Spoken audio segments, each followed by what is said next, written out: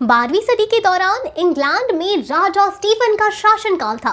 तब वहां के ब्यूरी सेंट एडमंड्स के पास वुलपिट के गांव में फसल काटने के समय एक अजीब घटना घटी थी। जब वहां के किसान खेतों में काम कर रहे थे, तब रिचर्ड डी नाम के आदमी को जंगलों में से एक अजीब सुरीली घंटियों की आवाज सुनाई दी। तभी रिचर्ड डी और किसान वहां पहुंचे। तब उन्होंने वहां दो छोटे छोटे बच्चों को देखा, जिनमें से एक लड़का था और दूसरी एक लड़की थी।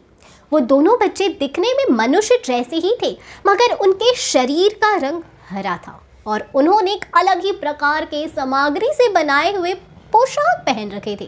उनकी भाषा और आवाज़ अलग प्रकार की थी।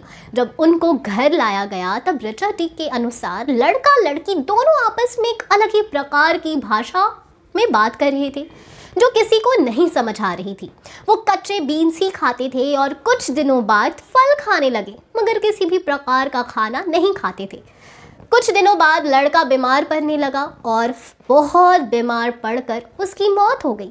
मगर लड़की ने यहाँ के हालातों से, वातावरण से समझौता कर लिया और कुछ सालों बाद उसके शरीर का रंग धीरे धीरे सामान्य होने लगा और वो स्वस्थ युवती बन गई और उसने अंग्रेजी भी सीख ली। उसके बाद उसके पास के ही शहर में लेवेनम के एक आदमी से उसने शादी कर ली, मगर कुछ सालों बाद वो विधवा हो गई। जब उसे यहाँ के भाषा का ज्ञान हुआ, तब उसने अपनी पूरी की पूरी गाथा यानी कहानी सुनाई, जो बहुत ही शॉकिंग थी।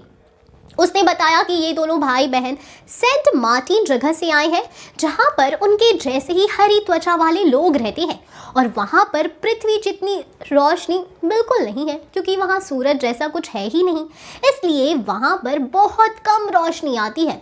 जब उससे पूछा गया कि तुम दोनों यहाँ पर कैसे आए, तब उस लड़की ने बताया कि एक दिन दोनों भाई बहन भेड़ चढ़ाते हुए गुफा की द्वार पर पहुंचे। तब उन्हें अत्यंत सुरीली घंटियों की आवाज़ सुनाई दी। तब वो गुफा के अंदर गए। कुछ समय बाद उन्हें वापस जाने का मन किया। तब वो वापस जाने के लिए गुफा के द्वार को खोजने लगे। जब वो बाहर आए तो वो दोनों एक अलग ही दुनिया में थे और इस नई दुनिया को देखकर वो घबरा गए और काफ़ी ज़्यादा शॉक्ड भी हो गए। तब लड़की की बातें किसी को समझ में नहीं आई, क्योंकि वुलपिट में किसी भी प्रकार की गुफा थी ही नहीं। कुछ वैज्ञानिक मानते हैं कि ये दोनों हरे रंग के बच्चे ब्लैक होल या वर्म होल से हमारी पृथ्वी पर आए होंगे, क्योंकि इसके बिना दूसरी दुनिया से इतने कम समय में आना संभव ही नहीं है। इससे दूसरी दुनिया का रहस्य भी उजागर होता है।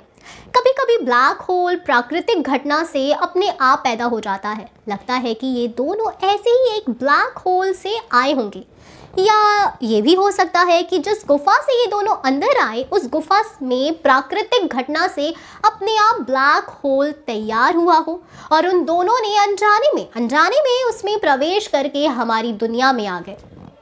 ग्रीन चिल्ड्रंस की पहेली को बहुत से विचारवंतों ने स्पष्टीकरण दिया है कि ये बच्चे धरती के अंदर एक छुपी हुई दुनिया से आए हैं, या वे किसी समांतर आयाम से आए हैं, या वो परग्रही गलती से हमारी पृथ्वी पर पहुंच गए।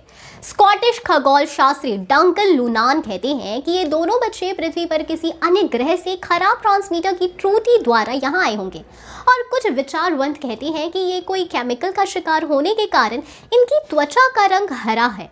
इनमें सबकी अलग अलग राय है, पर सोचने वाली बात तो ये है कि क्या सेंट मार्टिन जैसी जगह कोई हो सकती है, या वहाँ पर अब भी कोई सभ्यता है या खत्म हो गई है, ये तो पता लगाना काफ़ी मुश्किल है। इन हरे रंग के बच्चों के पीछे कुछ तो दूसरी दुनिया का रहस्य ज़रूर छुपा हुआ है।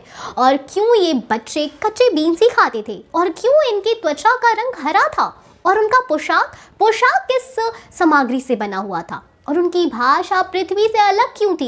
ऐसे बहुत सारे राज होंगे जिसका सही जवाब किसी के पास नहीं है। ऐसी ही कहानी क्रिश के मेकर्स अपनी मूवी में क्रिश 4 में दिखा सकते हैं।